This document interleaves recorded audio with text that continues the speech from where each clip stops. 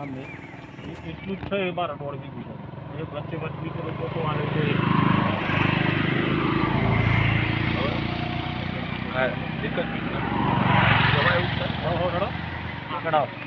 અને આ જુઓ તમે આ લાઈન ચો જાય છે અને આ ચો ખાલી છે આ એક લોકેશન આપેલું મારું બરોબર પછી આ ભાઈ છે પ્રજાપતિ ને પંચાલ જે આપણો પેલો ભરત ને એ થાય આપણા જોડે હતું એ બેવાનું આવી ગયું બરોબર હવે આ ચો જાય છે અને આ ચો ખાલી છે આમ લાઈન આવે સાહેબ એની જગ્યાએ થાંભલો એ નાખે તમે ભારતની ને પણ ગુજરાતની 7 કરોડ જનતાને હું એક જણાવું છું કે ખેડૂતોની વેદના તો જુઓ.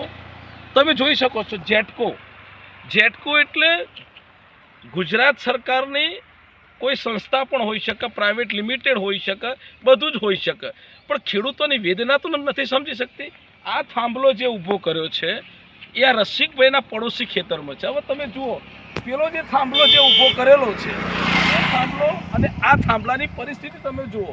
અને આ બાજુ આ રસિકભાઈનું ખેતર આવ્યું છે, એમનું 1 વીઘું ખેતર છે. કેટલું? 1 વીઘું ખેતર છે. 1 વીઘાની અંદર થાંભલા તમે જુઓ. હવે એ માણસને 1 વીઘામાંથી અડધું વીઘું જમીન આવે તો પરિસ્થિતિ શું થાય એ આ રસિકભાઈ તમને જણાવશે. રસિકભાઈ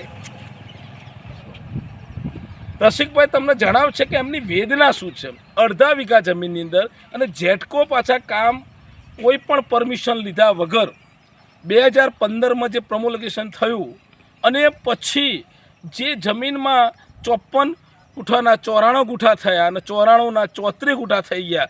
આ બધા પ્રોબ્લેમો કોના? સરકાર પ્રશાસનના પ્રશ્નો છે. ખેડૂતોની વેદના, ખેડૂતને સાતમાના ઉતારાની ખબર નથી પડતી, ખેડૂતોએ નકશા નથી જોયા. પોતાના ખેતર ખેડવા માટે આજે એટલી બધી મોંઘવારી વધી ગઈ છે કે નકશા કાઢવાની ઝેરોક્ષના પૈસા નથી, ભાડું નથી. આ રસિકભાઈ પાસે 1 વીઘું જમીન છે અને ત્યાં પરિસ્થિતિ તો વચ્ચોવચ્ચ થાંભલો છે તો એમની હાલત શું થાય? આમના માટે આમને આરોપી બનાવી દેવામાં આવે છે. જેટકો કંપનીએ ખેડૂતના આરોપી બનાવે કે અમને કામ કરવા દેતા નથી. ત્યારે તમે જુઓ છો કે જે મોટા મોટા ખેડૂતો હોય એમની વાત સાંભળીને નાના ખેડૂતોની કમર તોડી નાખીને આવનારા સમયમાં એમના યુવા પેઢીને એની કોઈ વાત જ નથી. એ રસિકભાઈ તમને જણાવશે. તમારું આખું. હું પ્રજાપતિ રસિકભાઈ, મારા ખેતરની અંદર વચ્ચોવચ્ચ જીવીવાળોએ થોભલો નાખી દીધો છે. આજ સુધી મને કોઈ વળતર મળ્યું નથી. સેઢા બાજુ બીજા 3 થોભલા નાખી દીધા છે અને અત્યારે જેટકોવાળા બીજા 4 થોભલાનું કરીએ કરવા માગું છું. તો હું કલેક્ટર સાહેબની જોડે જોઈશું અને મને સંતોષકારક જવાબ આપ્યો છે, પણ બોર્ડવાળા એમ જ કહે છે કે આ થોભલા અહીં નખાશે. તો મારો હવે 4 ભાઈ છીએ, 4 ભાઈ વચ્ચે અડધું વીઘું જમીન છે તો મારા કેવી રીતના પાલવા? અને આખી લાઈન તમે જુઓ, આમ થઈ અને આમ વળંક મારી છે બરોબર. આ સીધું જાય તો એ કયો જાય? આમ સીધું ઓમ આવે તો આ અહીંથી ઓમ લીધું છે, આખો જેડ આકાર કરી દીધો છે.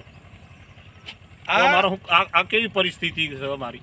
આ રસિકભાઈનું કહેવું એમ છે કે ઝીકઝાક એટલે જેમ ઈચ્છા મુજબ જે નબળા ખેડૂતો હોય એમના ખેડૂતો વગર પરમિશન વગર નકશા ઉપર બીજાનું નામ બોલતું હોય, સાતમાના ઉતારામાં બીજાનું નામ બોલતું હોય, ભોગવટો બીજાનો હોય, મન ફાવે તેમ સરકારી કર્મચારીનો રોફ જમાવીને આજે થાંભલા ઊભા કરી દીધા છે. અને રસિકભાઈએ જે વાત કરી, તમે પ્રેક્ટિકલ અહીંયા હું તો એ કહું છું કે પ્રશાસન એના સંબંધિત અધિકારીઓએ ખરેખર સ્થળની તપાસ કરવી જોઈએ. ગૂગલના નકશાના આધારે તપાસ કરીને જે ખેડૂતોનું જે પોતાનું કૌવત કહી શકાય એને કાપી નાખવાનું જે ષડયંત્ર છે, ખરેખર સરકારે જાગવાની જરૂર છે. બીજી મહત્ત્વની વાત કે આ થાંભલાનું જે વળતર હોય છે એ માસિક તમે 1 રૂપિયો ભાડું આપવા વિનંતી છે. સરકાર અને ચૂંટાયેલા પ્રતિનિધિઓ આનું એક બિલ પસાર કરે અને આનો કાયદો બનાવે કે સમગ્ર ગુજરાતમાં જે થાંભલા જે જમીન ઉપર નાખવામાં આવે છે એ થાંભલાનું ભાડું આપે. મહિનાનું 1 રૂપિયો ભાડું ચાલશે. પણ આ જે દ્વ્યર્થી વાતો એ વાતો બિલકુલ ખરાબ છે. કેમ ખબર છે? આ થાંભલાના કોઈ ભાઈને 30,000 આપશે તો કોઈ ભાઈને 90,000 આપશે, કોઈ નાક દબાવે તો એને 3 લાખ આપશે. આ લોકોની નીતિ હોય છે. આ નીતિ બિલકુલ ખરાબ છે. સમાનતા, બંધુતા અને કરુણા અને સંવિધાનની સાચી અમલવારી સાથે આ ખેડૂતને ન્યાય મળે એ સાથે સમગ્ર પ્રજા અહીંયા જેટલા છે એમની સાથે છે. પણ જે મતલબી લોકો છે, મતલબીથી દૂર રહેવું બહુ સારું છે. આ વાત છે, બીજી કોઈ વાત નથી. અને જેટકોને ખુલ્લી વાત કરું છું કે પોતે તમે નીતિ નિયમો મુજબ ચાલો. અને સરકારમાં ભૂલ થતી હોય, પ્રશાસનમાં ભૂલ થતી હોય તો એ સરકારનો એક જ ભાગ છે. એટલે મહેરબાની કરીને ખેડૂતોને પરેશાન કરવાનું છોડી દો.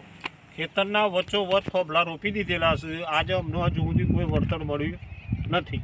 એમ એ કલેક્ટર સાહેબને રજૂઆત કરી છે તો ભાઈ આજ સુધી અમને કોઈ વળતર મળ્યું નથી. અને એ જ અડધા વીઘાની અંદર ફરી ઝટકોવાળા નાખવું છે તો અમારે તો પછી જમીન જ નથી રહેતી કશું. કેટલો સમય થયો આ થાંભલા નાખે? એ લગભગ 15 વર્ષ થઈ જાય. 15 વર્ષ થઈ ગયા. હજુ વળતર તમને 15-20 મળ્યું? વર્ષ થઈ ગયા. 20 રૂપિયો નથી અને આવ્યો. તમે ખેતરની વચ્ચોવચ્ચ 11,000 કેવીની લાઈન હા હેવી લાઈન. હા હેવી લાઈન નાખી દીધી આ તમે જોઈ વચ્ચો શકો છો. આ છે આ પેલા કાળા થોભલા. અચ્છા, સ્ટીલ ફ્રેમ વાળા. હા એ વચ્ચોવચ્ચ નાખી દીધી હશે. અચ્છા, તો 11,000 કેવી વાળા. હા અને આજ સુધી 1 રૂપિયો વળતર આપ્યું નથી. અમે એવા સાહેબને વાત કરી દીધી છે, કલેક્ટર સાહેબ. આ તો પ્રજા કેટલી જાગૃત છે. અહીંયાથી નીકળવાનું થયું.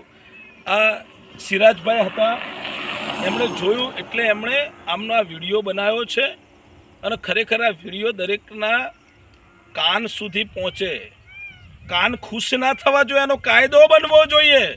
આ વાત કરવા માટે તમને ફરીથી અપીલ કરું છું કે પ્રજા છે ને એ પ્રજા માલિક છે. આનું બિલ પસાર કરાવો અહીંના જે ચૂંટાયેલા પ્રતિનિધિઓ દ્વારા, અને આનો કાયદો બને. અને અરવલ્લીથી શરૂઆત થાય કે ખેડૂતને માસિક 1 રૂપિયો ભાડું મળશે તો પોસાશે. પણ આ ઉચ્ચક લાણી જે કરતા હોય એ બિલકુલ તદ્દન ખોટું છે. હવે સિરાજભાઈ, આજે ઉચ્ચકલાણી કરવાનું સર એક જ કારણ છે કે આ પ્રાઇવેટ કંપનીને કોન્ટ્રાક્ટ આપી દીધો છે. જે પ્રાઇવેટીકરણ થયું એમાં જેટકોએ કોન્ટ્રાક્ટ આપી દીધો છે અને એને ફૂલ પરમિશન હોય છે. ફૂલ પરમિશન. જેવો ખેડૂત અશોક નાથા કરી ખેડૂત છે અહીં, અશોક નાથા પટેલ કરીને, એણે 10 લાખ રૂપિયાનો પાઇપલાઇનનો ચેક લીધો હતો. એને ખાલી ક્રોસ થતી હતી લાઈન 10 લાખ રૂપિયાનો. અને કોઈ ખેડૂતને 5,000 આપ્યા છે, કોઈ ખેડૂતને 10,000 આપ્યા છે. પણ અશોક નાથા પટેલે એની રીતે એને તમામ તાકાત લગાવી 10 લાખ રૂપિયાનું વળતર લીધું. એ ખાલી એના ખેતરમાંથી ખાલી કોર્નર નીકળતી હતી, ખાલી ખૂણો નીકળતો હતો સર. હવે તમે વિચાર કરો કે જેવા શક્તિશાળી માણસો ભેગા થાય, અહીંયા માણસોની વેદના કે ખેડૂતોની વેદના કોઈ સમજી નથી શકતું. કોઈ ખેડૂતને 5,000 આપો, કોઈને 10 લાખ રૂપિયા. આ કઈ નીતિ છે? ખરેખર સરકારે આમાં ધ્યાન આપવું જોઈએ. આ પ્રાઇવેટીકરણના પાપે આ ખેડૂતો પાયમાલ થઈ ગયા છે. તો સરકારે આની અંદર નોંધ લેવી જોઈએ. ચૂંટાયેલા પ્રતિનિધિઓ આ પ્રાઇવેટીકરણ જ્યાં થઈ રહ્યું છે ત્યાં ધ્યાન આપવું જોઈએ. આ ભુવાને અંધશ્રદ્ધામાં ધ્યાન આપવું જોઈએ નહીં, એવી મારી સ્પષ્ટપણે નમ્ર વિનંતી છે કે ખેડૂતોની વેદના સમજો. રસિકભાઈ સાહેબ, હું આપને વાત કરું કે રસિકભાઈ જો DLRI કચેરીમાં એક નકશો લેવા જાય, આ સીમનો નકશો લેવા જાય તો રસિકભાઈ કેટલા પૈસા થાય છે ખબર છે? 500,000 રૂપિયા. 500 થી 1,000 રૂપિયા એક નકશાના, એક પેજના. શક્ય જ નથી. અને હાલ પૂરતું તો શક્ય જ નથી અરવલ્લીમાં કે એમને નકશો મળી જાય. મારા જીવન જોડે લઈ જવું પડે. હવે તમે વિચાર કરો. અમને તો સિરાજભાઈ એવું કહે છે કે એ જમીન જ તો મારી નથી. એ જમીન જ તો મારી નથી. અમને તો એ હોય જવાબ આપ્યો છે. કોણે જવાબ આપ્યો? એ આ બોર્ડવાળા શું નામ છે એમનું? Deputy engineer. ડેપ્યુટી એન્જિનિયર ને એન્જિનિયર આવ્યા હતા. એમનું નામ તો હશે ને? નામ ખબર તલોદથી નથી. ટીમ તમે આવી. વિચાર ટીમ કરો, આવી હતી. સરકારી ગાડીનો સ્લોગન લગાવી દેવાનું. આમનું કહેવું એવું છે કે ડેપ્યુટી એન્જિનિયર આવ્યા હતા, એ તો તમારી જમીન જ નથી. ખરેખર આ તો માનસિક ત્રાસ કહેવાય. તમે કયા કાગળના આધારે તમે સરકારને તો પૂછો. જે વખતે જમીન સુધારણાનું જે કંઈ થયું પ્રમોગ્લેશન, અને એની અંદર જ્યારે પ્રોબ્લેમ થતો હોય અને એ પ્રોબ્લેમના કારણે પ્રજા પરેશાન થાય, આ કઈ નીતિ છે? ખરેખર આ બહુ સમજવા જેવી બાબત છે. દરેક ખેડૂતોના કાન સુધી આ વાત પહોંચે. કાન એકલા ખુશ ના થવા જોઈએ. બિલ પસાર થઈને કાયદો બનવો જોઈએ અને આનું માસિક